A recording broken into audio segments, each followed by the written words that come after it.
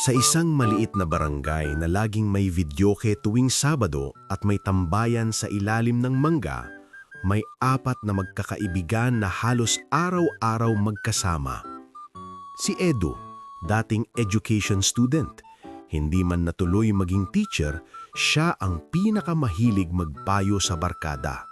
Ngayon, isa na siyang truck driver, sanay sa long drive, long kwento at long patience sa traffic.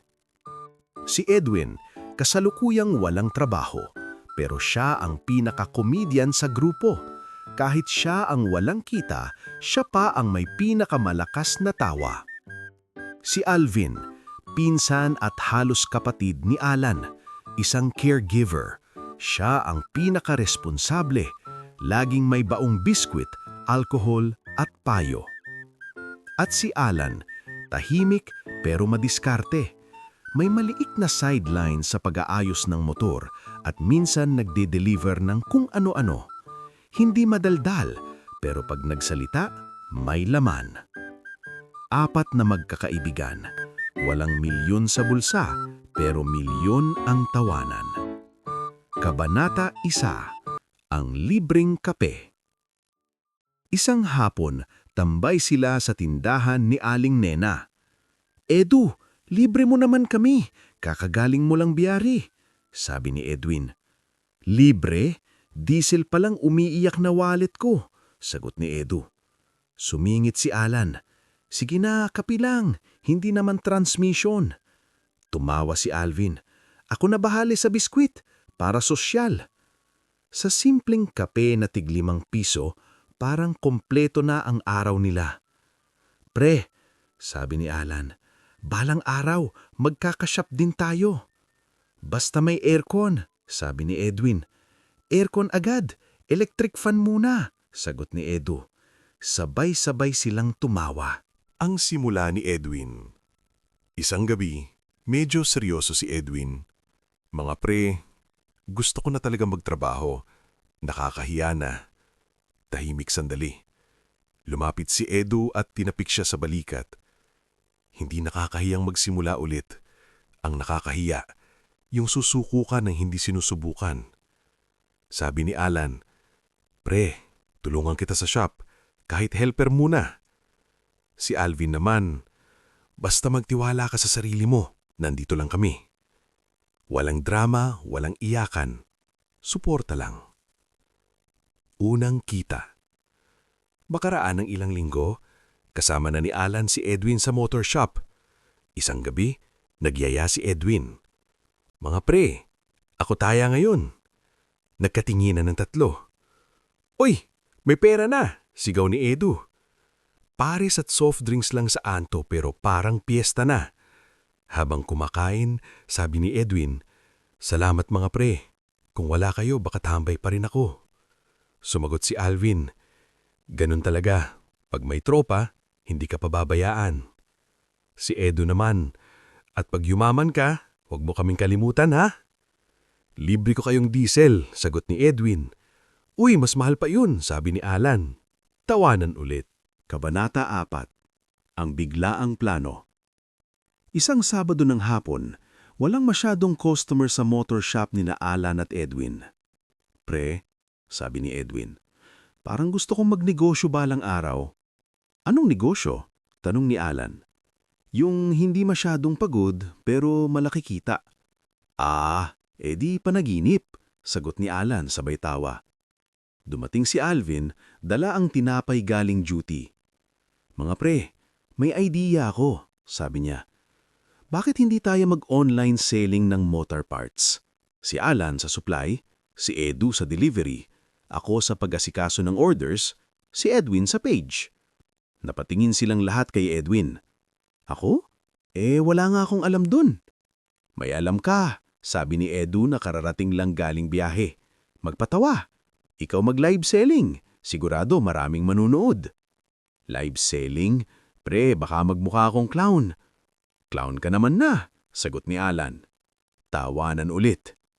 Pero sa likod ng mga biro, may konting seryosong spark. Parang posible. Kabanata 5. Unang live. Ilang araw ang lumipas, Gumawa sila ng simpleng page, pangalan, Barkada Motors. Unang live nila, 4 lang nanonood. Isa pa doon si Alvin, gamit dummy account. "Magandang gabi mga kabarkada!" sigaw ni Edwin habang kinakabahan. Sa likod ng kamera, halos matawa si Edu. "Pre, seryoso ka? Parang nag-host ka ng noontime show." "Ganito ba dapat?" tanong ni Edwin. "Relax ka lang," sabi ni Alan. "Parang nagkukwento ka lang." Unti-unti, nadagdagan ng viewers. May nag-comment. "Magkano chain adjuster?" Napatalon si Edwin. "Pre, may totoong buyer." Sumagot si Alvin agad sa comment section. Simple lang, maliit pa lang ang kita, pero iba yung saya. Kabanata 6. Ang road trip. Isang linggo matapos ang unang live, nagkaproblema ang supplier. Kailangan kunin ni Yedu ang stock sa kabilang probinsya. "Pre, sama kami," sabi ni Edwin. "Truck to, hindi jeep," sagot ni Edu. "Kasya kami diyan," singit ni Alan. At dahil sabik sa adventure, natuloy ang road trip. Habang nasa biyahe, kwentuhan sila. "Kung naging teacher ka, Edu, anong subject ituturo mo?" tanong ni Alvin. "Life lessons," sagot niya. "Wow, lalim." "Lesson 1, huwag magpautang sa tropa." "Aray!" sabi ni Edwin. Sa gas station, nagpicture sila. Simpleng moment, pero ramdam nila na may binubuo silang hindi lang negosyo, kundi alaala. Isang gabi, may customer na nagalit sa comment section. "Late ang delivery! Hindi na ako order!" Natahimik si Edwin habang binabasa ang comment. "Pre, baka masira page natin." Lumapit si Alvin. "Kalma, sagutin natin ng maayos." Sumingit si Alan. "Aminin kung may mali, ayusin agad." At si Edu, "Ganun talaga sa negosyo, hindi puro good vibes." Sumagot sila ng maayos, nag-apologize, nagbigay ng discount sa susunod na order. Kinabukasan, nag-message ulit yung customer. "Salawat sa maayos na response, o-order ulit ako." Napatingin silang 4 sa isa't isa. "Uy, gumagana," sabi ni Edwin. Mga pangarap sa gabi. Isang gabi, nakaupo sila sa bubong ng bahay ni Alan. Tahimik ang paligid. "Mga pre," sabi ni Edwin, "imagine nyo pag may sarili tayong malaking shop." "May pangalan sa harap," dagdag ni Alan. "May staff," sabi ni Alvin. "May sariling truck, hindi nahiram," sabi ni Edu. "May aircon," singit ni Edwin. "Electric fan muna," sabay sabi ng tatlo. Tawanan ulit. Pero sa pagkakataong iyon, hindi lang biro ang pangarap. Ramdam nila na unti-unti may nangyayari. At habang nakatingin sila sa mga ilaw ng barangay sa malayo, parang may tahimik na pangako sa pagitan nila. Kahit gaano katagal, kahit gaano kahirap, hindi sila bibitaw sa isa't isa. Kabanata 9. Ang aya ni Alan. Isang Sabadong gabi, medyo maganda ang benta ng Barkada Motors. Hindi milyon, pero sapat para may konting celebration. Biglang nagsalita si Alan habang nagbibilang ng kita. "Mga pre, parang kailangan natin to i-celebrate." Napatingin si Edwin. "Pansit?" Umiling si Alan, ngumiti ng may kakaibang kislap sa mata. "Inuman." Tahimik sandali. Si Alvin agad kumunot ang noo. "Alam ko na to, pag ikaw nag-aya, hindi lang to 2 bote." "Game ako." "Siyempre game ka," sabi ni Edwin. "Kayo 2 pinakamalakas uminom. Kami ni Alvin taga-uwi lang." "Oy," sagot ni Alan, "hindi ako lasinggero." Sabay-sabay silang tumingin sa kanya. "Pre, ikaw pinakalasinggero sa barangay," sabi ni Edwin. Fake news. Unang round. Sa likod ng motor shop sila nag-set up. May plastic table, may pulutan na chicharon, mani at fishball na natira pa sa kanto. Unang tagay, si Alan. Para sa Barkada Motors. Para sa libre mo, sagot ni Edwin. Tagay. Si Edu naman, kalmado lang. Tahimik pero mabilis maubos ang laman ng baso. Pre, sabi ni Alvin habang nakatingin kay Edu. Parang tubig lang sa'yo ah. Practice lang. Anong practice? Life. Lalim ah, sabi ni Edwin. Kwentong lasing. Pagdating ng pangatlong bote, medyo umiinit na ang usapan. Si Alan medyo malakas na ang boses. Alam nyo, kung tinuloy ko yung pagiging teacher, baka principal na ako ngayon. Principal ng inuman, sagot ni Edwin. Si Edu naman, steady pa rin. Halos walang pagbabago sa mukha. Pre, totoo, sabi ni Alan medyo seryoso na. Pero okay lang, masaya ako dito. Basta kasama ko kayo. Natahimik sandali. Si Alvin ngumiti. Uy, may drama na. Wala to, sigaw ni Alan. Isa pa. Si Edwin medyo pula na ang mukha, tumayo bigla. Announcement! Ako na mag-handle ng marketing natin. Gagawin kong #1 shop sa lugar. Uy, lasing na yan, sabi ni Edu habang umiinom pa rin ng kalmado. The challenge. Pre, sabi ni Edwin kay Edu, labasan na ng lakas. Sino mas matibay? Napangiti si Edu. Hindi ako nakikipagpumpetensya. Takot ka? Hamon ni Alan. Tahimik sandali. Fine, sabi ni Edu, pero chill lang. Nagkatinginan si Alvin at Alan. Patay, bulong ni Alvin. Sunod-sunod ang tagay. Si Alan maingay na, si Edwin madaldal na, si Alvin nagbibilang kung ilan na, at si Edu parang wala pa ring epekto. Pre, sabi ni Edwin habang napapahawak sa mesa, parang hindi ka tinatablan. Hydrated lang, sagot ni Edu. Ilang minuto pa, si Edwin unang sumuko. Time out muna. Si Alan nakatayo pa, pero medyo pasway na. Ako panalo, sigaw niya. Umiling si Alvin. Pre, hindi pa tapos. Si Edu tahimik na umiinom ng tubig ngayon. Okay na to, tama na. Ang katotohanan sa gitna ng tawanan. Bandang ating gabi, medyo tahimik na. Si Edwin nakaupo sa gihid, nakangiti lang. Si Alan nakasandal sa pader. Mga pre, sabi ni Alan mahina na boses. Salamat ha. Walang sumagot agad. Si Edu ang unong nagsalita. Kahit anumang mangyari sa shop, sa trabaho o sa buhay, solid pa rin tayo. Si Alvin tumanggo. Pero next time, limit lang. Limit? Sabi ni Alan, celebration to. Celebration araw-araw sa'yo, sagot ni Edwin. Mahinang tawanan, hanggang sa biglang nagsalita si Edu. Alam nyo, malakas ako uminom, pero mas malakas ako magpahinga. Tara, ligbit na.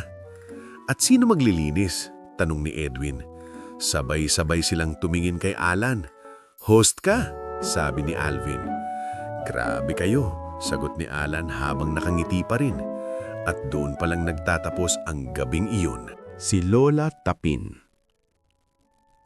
Kinabukasan ng inuman. Tahimik ang umaga. Pero hindi tahimik ang loob ng bahay. Sa sala, nakaupo si Lola Tapin, ang lola ng 4. Siya ang nagpalaki kina Alan, Edu, Edwin at Alvin mula pagkabata. At ngayon, may hawak na siyang tsinelas. Sa labas, unti-unting nagigising ang 4. Pre, bakit parang may masamang energy sa bahay? Bulong ni Edwin. Hindi yan energy, sabi ni Edu habang uminom ang tubig. Presence yan. Biglang bumukas ang pinto. Alan! Napatuwid silang 4. Ang galit ng lola. Lumabas si Lola Tapin, nakadaster, nakasimangot at may hawak na plastik ng mga basyo. Ano to? Walang sumagot. Akala niyo ba hindi ko narinig kagabi? Rinig ko hanggang kwarto ko. Alan, ikaw pinakamaingay. Tinuro niya si Alan na ngayon ay tahimik na parang kinder. Lola, celebration lang po. Celebration? Celebration ng ano? Pagiging lasingero mo. Napayuko si Alan. Si Edwin dahan-dahang umusog palayo. Si Alvin napakamot sa ulo. Si Edu nakatingin lang pero ramdam ang tensyon. At kayong tatlo, sumusunod lang kayo sa kanya. Lola, sabi ni Alvin mahinahon, kami po maglilinis, hindi na po mauulit. Hindi sapat yan, sagot ng Lola. Ako naglinis ng kalat sa labas kaninang madaling araw. Nagkatinginan silang apat. Pre, patay, bulong ni Edwin. Ang pag-aamin. Tahimik sandali. Biglang tumayo si Alan. Sige po Lola, kasalanan ko. Ako nag-aya, ako maingay, ako maglinis, at ako maglalaban ng basahan. Nagulat ang tatlo. Tumingin si Lola Tapin sa kanya. Ikaw talaga pinakalasingero sa inyo. Kung hindi ka tumigil, ibebenta ko yung alak ninyo. Wala na po, sagot ni Edwin. Naubos na. Napatingin si Lola sa kanya. Edwin. Opo. Ikaw din maingay. Opo. Edu, akala ko ikaw pinakamatino. Matino po ako, Lola. Tahimik lang po ako. At ikaw, Alvin, caregiver ka pa naman. Hindi ka ba nahihiya? Pasensya na po, Lola. Tahimik ang sala. Pero sa gitna ng sermon, may halong pag-aalala ang boses ng matanda. Hindi ko kayo pinalaki para maging tambay na puro inuman. Lumambot ang tono niya. Pwede kayong magsaya, pero may limit, may respeto, lalo na sa bahay natin. Walang reklamo. Si Alan nagwalis. Si Edu nag-ayos ng mga upuan. Si Edwin nag-collect ng bote. Si Alvin nagpunas ng mesa. Tahimik silang naglilinis. Habang nagwawalis, biglang nagsalita si Edwin. Pre, iba pala pag lola mo nagalit. Mas masakit pa sa hangover, sagot ni Alan. Narinig sila ni Lola mula sa kusina. Mas masakit pag hindi kayo nagbago. Tahimik ulit. Pagkatapos ng linis, lumabas si Lola, dala ang tray ng lugaw. Oh, kumain muna kayo. Mukha kayong tinamaan ng bagyo. Nagkatinginan ang apat. Lola, galit ka pa po ba? Tanong ni Edu. Galit ako sa ginawa nyo, hindi sa inyo. Tahimik ang apat. Si Alan ngumiti ng kaunti. Lola, next time, soft drinks na lang. Next time, sagot ni Lola, kung may celebration, ako ang unang maghahain. Pero hanggang 10:00 lang. Napangiti silang lahat. Pero syempre, buddy, si Alan, si Edu, malakas pa rin uminom. Ang tanong, matutupad kaya ang 10 p.m. curfew rule ni Lola Tapin? Ang puting sasakyan sa tapat. Bandang hapon, habang nag-aayos pa sila ng shop, may humintong puting sasakyan sa harap. Tahimik ang makina, pero ramdam agad nila ang dating.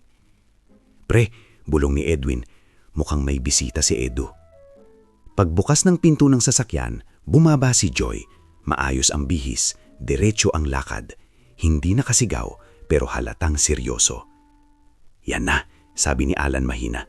Defense mode. Lumapit si Joy sa kanila. Hindi muna kay Edu. Kayo ba ang kasama niya kagabi? Nagkatinginan ang tatlo. Kami po, sagot ni Alan. Kahit mas matanda sila kay Joy, ramdam pa rin ang authority niya. Si Edwin nakapakamot.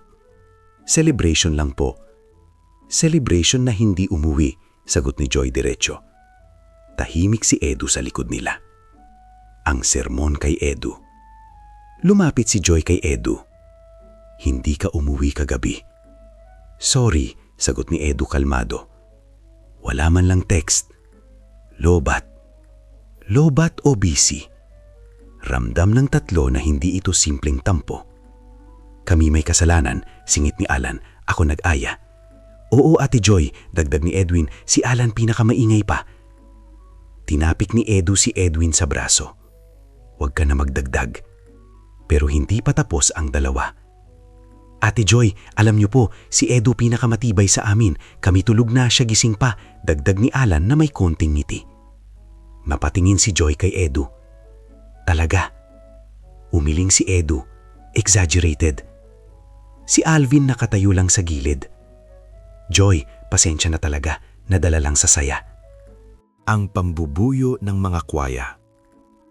Dahil mas nakakatanda sina Alan, Edwin at Alvin kay Joy, medyo naging pabiro ang tono nila. Joy, sabi ni Alan, huwag mo naman pagalitan masyado. Minsan lang naman. Kuya Alan, sagot ni Joy, kahit minsan, dapat may limit. Oo nga, dagdag ni Edwin, pero ang tahimik ni Edu kagabi hindi naman nagwala. Hindi ba? Sagot ni Joy. Hindi, sabi ni Edwin, malakas lang talaga. Hoy, bulong ni Edu sa kanila, tigilan nyo nga. Ngumiti si Alan. Joy, dapat proud ka, champion sa Tagayan. Napailing si Joy pero napangiti ng konti. Champion? Hindi ko kailangan ng champion sa inuman. Kabanata 21. Real talk sa harap ng barkada. Tumahimik sandali. Mas mahinahon na ang boses ni Joy. Hindi ko siya pinagbabawalan, pero sana marunong siyang magpaalam. Hindi na kami college. Tahimik si Edu. Tumanggo. Sorry, sabi niya ulit. Nakatingin ng barkada. Ramdam nila na hindi lang sermon to, may concern talaga. Joy, sabi ni Alvin, kami bahala next time. May curfew, may clean up, may update. Update talaga, dagdag ni Edwin. May group chat proof. Mas maganda may picture, biro ni Alan. Napatingin si Joy sa kanila. Kayo talaga. Bago umalis. Bago sumakay si Edu sa sasakyan, lumapit siya sa tatlo. Salamat sa pambubuyo ha. Support lang. Support o dagdag gulo, sabi ni Edu. Lumabas ng bintana si Joy. Kuya Alan, next time ikaw maghahatid sa kanya pa uwi. Ha? Bakit ako? Gulat ni Alan. Kasi ikaw daw yung pinakalasinggero, sabi ni Lola. Biglang nagtawanan ng lahat. Oh, alam na ni Lola, bulong ni Edwin. Alam ng buong bahay, sabi ni Alvin. Paandar na ang sasakyan. Bago tuluyang umalis, sumigaw si Alan. Joy, next time sama ka na para may referee? Sumagot si Joy habang nakangiti na rin. Next time ako magbibilang ng bote. Umalis ang sasakyan. Tahimik sandali ang tatlo. Pre, sabi ni Edwin, buti na lang hindi tayo sinirmunan ng matindi. Hintayin mo, sagot ni Alvin, baka may family meeting. Si Alan napangiti. Okay lang yan, basta solid pa rin. Kabanata 23. Ang Family Dinner. Kinagabihan, may announcement si Lola Tapin. Lahat kayo, 7:00, nasa mesa. Nagkatinginan sina Alan, Edwin, Alvin at Edu. Pre, parang hearing to, bulong ni Edwin.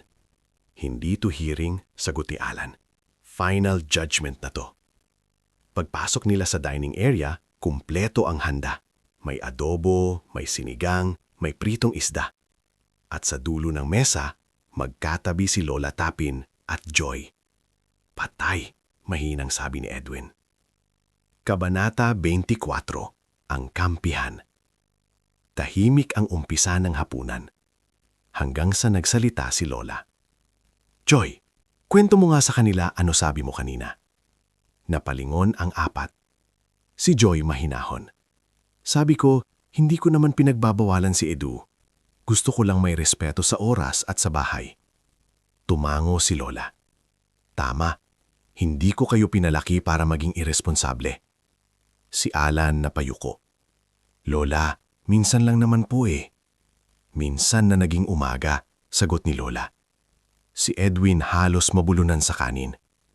Kuya Alan, sabi ni Joy, ikaw daw pinakamaingay. Biglang tumingin si Lola kay Alan. Alam ko na yan. Tawanan sana, pero pinigil nila. The conditions. Matapos ang ilang minutong katahimikan, nagsalita si Lola. Ganito na lang. Napatuwid silang apat. Pwede kayong magsaya, pwede kayong mag-inuman. Pero, may rules, dagdag ni Joy. Nagkatinginan ang dalawa. Una, sabi ni Joy, may paalam. Pangalawa, sabi ni Lola, hanggang 10:00 lang. Pangatlo, dagdag ni Joy, walang kalat. Pang-apat, sabi ni Lola habang nakatingin kay Alan, walang sigawan na parang nasa sabungan. Napayuko si Alan. Opo. Panglima, sabi ni Joy na may konting ngiti, hindi pwedeng iwan mag-isa si Edu dito. Ha? Sabay sabi ng tatlo. Kung may inuman, may assign tagahatid, dagdag ni Joy. Bakit parang kami naparusahan? Bulong ni Edwin. Narinig ni Lola. Kasi kayo ang sulsul. Tahimik sila. Ang tawanan sa huli. Ilang sandali pa, lumuwag na ang atmosphere. Joy, sabi Alan, strikta ka pala. May pinagmanahan, sagot ni Joy sabay tingin kay Lola. Ngumiti si Lola Tapin. Disiplina lang, para hindi kayo mapariwara. Si Edu tahimik lang, pero nakangiti. Salamat, sabi niya sa dalawa. Pagkatapos kumain, habang naghuhugas sila ng plato. Pre, bulong ni Edwin kay Alan.